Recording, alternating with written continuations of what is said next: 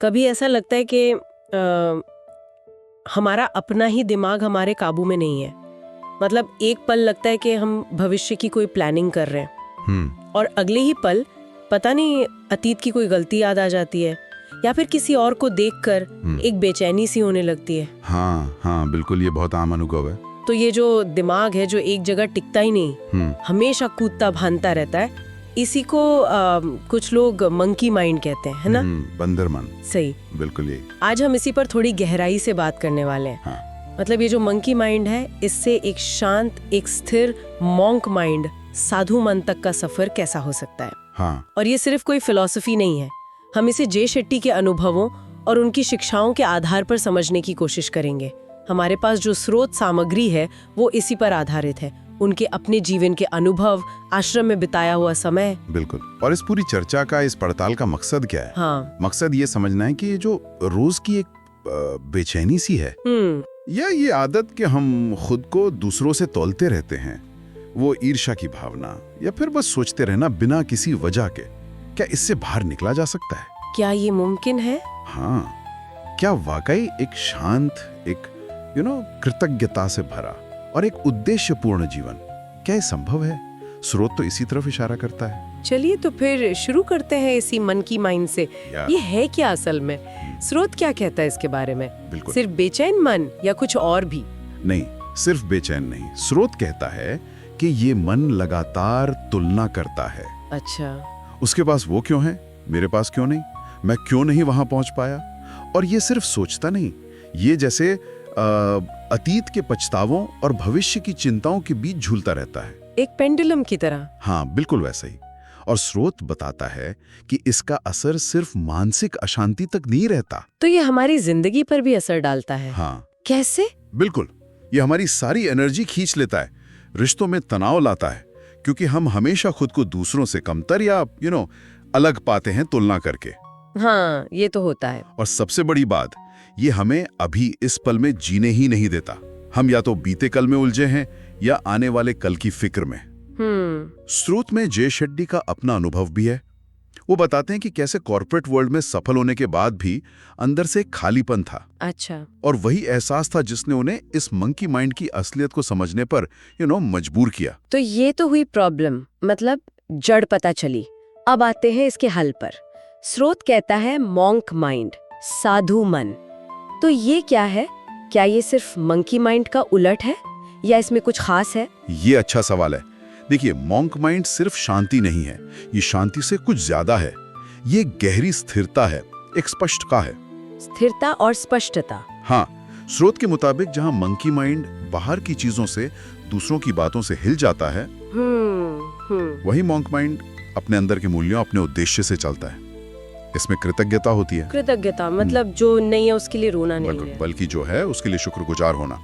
इसमें भटकाव नहीं, इसमें गहरी एकाग्रता है, फोकस है। फोकस। और शायद सबसे जरूरी बात, इसमें रिएक्शन नहीं होता, इसमें एक सचेत प्रतिक्रिया होती है। मतलब आप सोच समझ कर रिस्पॉन्ड करते हैं। अच्छा, रिएक्ट करने के बजाय रिस्पॉन्ड करना। हाँ, ये बाहर की स्थितियों को बदलने पर नहीं, बल्कि उन स्थितियों पर हम अंदर से कैसे रिएक्ट करते हैं उसे साधने पर जोर देता है। ये सुनने में तो बहुत शक्तिशाली लग रहा है। मतलब बाहर जो हो रहा है उसे बदलने की कोशिश करने से बेहतर है कि हम अपने अंदर के रिस्पॉन्स को बदलें। एग्जैक्टली। तो फिर सवाल ये है कि इस मंकी माइंड से मॉन्क माइंड तक पहुंचे कैसे, रास्ता क्या है? स्रोत कहता है कि 3 बड़े कदम है। पहला, जाने दो, लेट गो। हाँ। सुनने में तो बड़ा सीधा लगता है, पर क्या ये वाकई इतना आसान है? जाने दो कहने में आसान है, बिल्कुल, लेकिन स्रोत बताता है कि ये एक एक्टिव प्रोसेस है। हाँ। और अक्सर मुश्किल भी। एक्टिव। हाँ, जाने दो का मतलब सिर्फ ये नहीं कि चलो भूल जाते हैं, नहीं। इसका मतलब है उन भावनाओं को पहचानना जो हमें जकड़े हुए हैं। गुस्सा, कोई पुराना दर्द, हमारा ईगो, फेल होने का डर। हाँ, ये सब तो होता है। पहले इन्हें पहचानना और फिर होशपूर्वक, जानबूझकर इनकी पकड़ ढीली करना। पकड़ ढीली करना। हाँ, स्रोत में वो मिसाल है ना बंदर वाली। हाँ, केले वाली। कि बंदर सड़े हुए केले को पकड़े रहता है, छोड़ता नहीं, और इस चक्कर में ताजे फल भी नहीं ले पाता। हम भी तो ऐसे ही अपनी पुरानी शिकायतों को, अपने डरों को पकड़े रहते हैं। सही बात है, पर कैसे? मतलब पकड़ ढीली कैसे करें? क्या सिर्फ सोच लेने से हो जाता है कि हाँ मैंने जाने दिया? नहीं नहीं, स्रोत साफ कहता है कि ये एक प्रैक्टिस है, अभ्यास है। अभ्यास? हाँ, पहला कदम है अवेयरनेस, जागरूकता। ये पहचानना कि आप किस चीज को, किस भावना को पकड़े हुए हैं और वो आपको कैसा महसूस करा रही है। ठीक है। दूसरा कदम है उसे स्वीकार करना, बिना खुद को जज किए कि मुझे ऐसा क्यों महसूस हो रहा है, बस स्वीकार करना। और तीसरा स्रोत ध्यान, यानी मेडिटेशन और माइंडफुल ब्रीदिंग, मतलब सचेत होकर सांस लेने जैसी तकनीकों की बात करता है। अच्छा, मेडिटेशन। हाँ, ये तकनीकें हमें उन भावनाओं से थोड़ी दूरी बनाने में मदद करती हैं ताकि हम उनमें बह ना जाएं, हम उन्हें देख पाएं, ऑब्जर्व कर पाएं। तो ये एक मसल की तरह है जिसे ट्रेन करना पड़ता है। बिल्कुल सही, लगातार अभ्यास से मजबूत होती हैं। जाने देना कोई एक बार का इवेंट नहीं है, ये रोज का चुनाव है। आज मैंने इसे जाने देना चुना, कल फिर चुनना पड़ेगा। ये वाकई एक गहरा नजरिया है कि जाने देना कोई पैसिव चीज नहीं, बल्कि एक एक्टिव रोज की प्रैक्टिस है। अच्छा, अब दूसरा कदम स्रोत कहता है बढ़ो, ग्रो। हाँ, ग्रो। अब ग्रोथ का मतलब तो हम आमतौर पे समझते हैं करियर में आगे बढ़ना या पैसे कमाना। क्या यहाँ भी वही मतलब है? नहीं, बिल्कुल नहीं। स्रोत यहाँ ग्रोथ को एकदम अलग तरह से देखता है। ये बाहर की सफलता वाली ग्रोथ नहीं है, तो ये अंदर के विकास की बात है। आंतरिक विकास। हाँ, एक मॉन्क के लिए बढ़ने का मतलब है रोज खुद को थोड़ा बेहतर बनाना, ज्ञान में, समझ में, करुणा में। अच्छा। और स्रोत दो चीजों पर खास जोर देता है इसमें। एक है कृतज्ञता यानी ग्रैटिट्यूड, और दूसरा है अनुशासन यानी डिसिप्लिन। कृतज्ञता और अनुशासन, ये शब्द तो बहुत सुने हैं, पर मंक माइंड के लिए ये इतने जरूरी क्यों है? स्रोत कुछ और बताता है इस बारे में? हाँ, बताता है। स्रोत कहता है कि कृतज्ञता जो है वो मंकी माइंड का जो पैटर्न है ना, तुलना करना, ईर्ष्या करना, हाँ, उसको तोड़ती है। जब आप रोज जानबूझकर उन छोटी बड़ी चीजों के लिए शुक्रगुजार होते हैं जो आपके पास हैं, शायद आपकी सेहत, आपके दोस्त या बस सुबह की धूप, तो दिमाग अपने आप उस कमी वाली सोच से हटने लगता है। मेरे पास ये नहीं है वाली सोच कम हो जाती है। अच्छा, और अनुशासन, डिसिप्लिन, वो सिर्फ सुबह जल्दी उठना या कसरत करना है? नहीं, स्रोत के अनुसार वो उसका एक छोटा सा हिस्सा हो सकता है, लेकिन असल अनुशासन है अपने मूल्यों के हिसाब से जीना, अपने वैल्यूज के हिसाब से। अपने मन की जो चंचलता है, जो आवेग है, उसके आगे हार ना मानना, वो करना जो जरूरी है भले ही मन ना कर रहा हो। ये हमारी इच्छा शक्ति, हमारी विल पावर को मजबूत करता है, हमें इम्पल्सिव होने से रोकता है। और ये जो अंदरूनी विकास है ना, हाँ। ये हमें बाहर की दुनिया के उतार चढ़ाव से कम प्रभावित होने की ताकत देता है। हम अंदर से मजबूत बनते हैं। समझ गई। तो ये ग्रोथ असल में अंदर की मजबूती बढ़ाने के बारे में है। ठीक है, अब आते हैं तीसरे और आखिरी कदम पर, वो है दो, गिव, देना। जी। गिव, ये कैसे मदद करता है मॉन्क माइंड बनाने में? ये तो हम दूसरों के लिए करते हैं ना। यहीं पर स्रोत एक बहुत ही खूबसूरत पैराडॉक्स, एक विरोधाभास सामने रखता है। विरोधाभास? हाँ, देखने में लगता है कि देना दूसरों के लिए है, पर असल में ये हमारे अपने मन को बदलने का एक बहुत शक्तिशाली तरीका है। कैसे? स्रोत का तर्क है कि मंकी माइंड ज्यादातर मैं, मेरा, मुझे में उलझा रहता है। हाँ, ये तो है। मेरी जरूरतें, मेरी इच्छाएं। बिल्कुल, मेरी समस्याएं। देना हमें इस मैं के छोटे से दायरे से बाहर निकालता है। अच्छा। जब हम बिना किसी उम्मीद के, बिना कुछ वापस पाने की चाह के अपना समय, अपनी एनर्जी, अपना ज्ञान या जो भी हमारे पास है वो किसी और की भलाई के लिए लगाते हैं, तो हम अपने ईगो को, अपने अहंकार को कमजोर करते हैं। ये तो बहुत दिलचस्प बात है। क्या स्रोत कुछ उदाहरण देता है कि ये देना कैसा हो सकता है और इसका असर क्या होता है हम पर? हाँ, कई तरीके बताता है। ये किसी अजनबी को देखकर मुस्कुरा देना जितना सिंपल भी हो सकता है, या फिर किसी बड़े सामाजिक काम में अपना टाइम देना, वॉलंटियर करना, अपना कोई हुनर किसी को सिखाना, या बस किसी की बात को ध्यान से सुनना बिना जज किए, ये भी देना है। किसी को ध्यान से सुनना भी देना है। बिल्कुल। और असर, स्रोत कहता है कि जब हम देते हैं तो हमें एक जुड़ाव महसूस होता है, कनेक्शन। हाँ।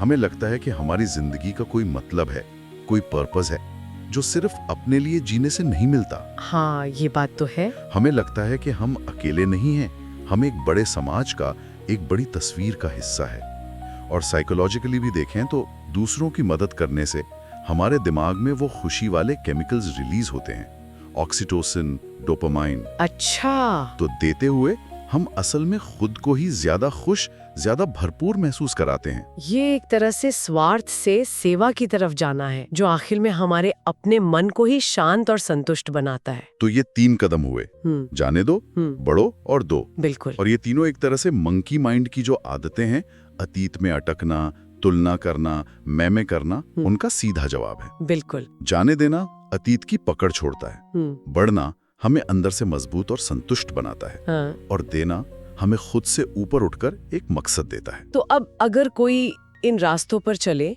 तो नतीजा क्या होता है? फाइनली जिंदगी में क्या बदलता है? स्रोत क्या कहता है? स्रोत 3 मुख्य नतीजों की बात करता है। पहला है स्पष्टता, क्लैरिटी। क्लैरिटी कैसे? क्योंकि जब दिमाग फालतू के विचारों से, तुलनाओं से, चिंताओं से खाली होता है, तो हम उन चीजों पर फोकस कर पाते हैं जो वाकई जरूरी हैं। अच्छा। हमें अपने लक्ष्य, अपने मूल्य ज्यादा साफ दिखने लगते हैं। दूसरा नतीजा है शांति, पीस। शांति, अंदर की शांति। हाँ, क्योंकि अंदर का जो शोर है वो कम हो जाता है। गुस्सा, डर, ईर्ष्या, ये भावनाएं हम पर हावी नहीं हो पाती। हम बाहर चाहे कितनी भी उथल पुथल हो, अंदर एक स्थिरता महसूस कर पाते हैं। और तीसरा नतीजा? तीसरा है खुशी, हैप्पीनेस। खुशी? पर क्या खुशी बाहर की चीजों पर निर्भर नहीं करती? स्रोत कहता है कि मॉन्क माइंड वाली खुशी वो बाहर की चीजों से ज्यादा अंदर की अवस्था पर निर्भर करती है। अच्छा, हाँ, ये खुशी कृतज्ञता से आती है, दूसरों की मदद करने से जो संतोष मिलता है उससे आती है, अपने जिंदगी को एक मकसद के साथ जीने से आती है। ये वो वाली खुशी नहीं है जो कोई चीज मिलने पर थोड़ी देर के लिए आती है और फिर चली जाती है। टेम्पररी वाली नहीं। ये एक गहरी, एक स्थायी संतुष्टि है जो अंदर से पैदा होती है। स्रोत इसे कहता है कि ये भटकाव से दिशा की ओर एक सफर है, शोर से संगीत की ओर, बेचैनी से असली सुकून की ओर। वाह। और इसे जीवन ज्यादा सार्थक रखता है, भरपूर लगता है। स्रोत ये भी इशारा करता है कि इससे हमारे रिश्ते भी बेहतर होते हैं, क्योंकि हम ज्यादा धैर्य वाले, ज्यादा समझदार और कम रिएक्टिव बन जाते हैं। तो अगर हम इस पूरी बातचीत को देखें, जे शेट्टी के अनुभवों पर आधारित ये स्रोत हमें दिखा रहा है कि मन की जो ये बंदर वाली उछल कूद है, उसे साधना मुमकिन है। हाँ, बिल्कुल। और उसके लिए 3 मुख्य अभ्यास हैं। पहला, उन नेगेटिव चीजों को जाने देना जिन्हें हम कस कर पकड़े रहते हैं। दूसरा, कृतज्ञता और अनुशासन से अंदरूनी तौर पर विकसित होना, यानी ग्रो करना। सही। और तीसरा, अपने जीवन में सेवा और देने का भाव लाना, गिविंग। यही रास्ता है जो उस बेचैन मंकी माइंड को शांत, फोकस्ड और उद्देश्यपूर्ण मॉन्क माइंड में बदल सकता है। बिल्कुल सही कहा आपने। और शायद सबसे प्रेरणा देने वाली बात जो स्रोत कहता है वो ये है, हाँ, कि जिंदगी की असली जीत बाहर की सफलताओं में नहीं है, बल्कि अपने अंदर के मॉन्क को जगाने में है। वाह। अपने अंदर के मॉन्क को जगाना ही असली जीत है। हाँ, ये बहुत गहरा संदेश है। ये हमें याद दिलाता है कि सबसे बड़ी लड़ाई और सबसे बड़ी जीत हमारे अपने मन के अंदर ही है।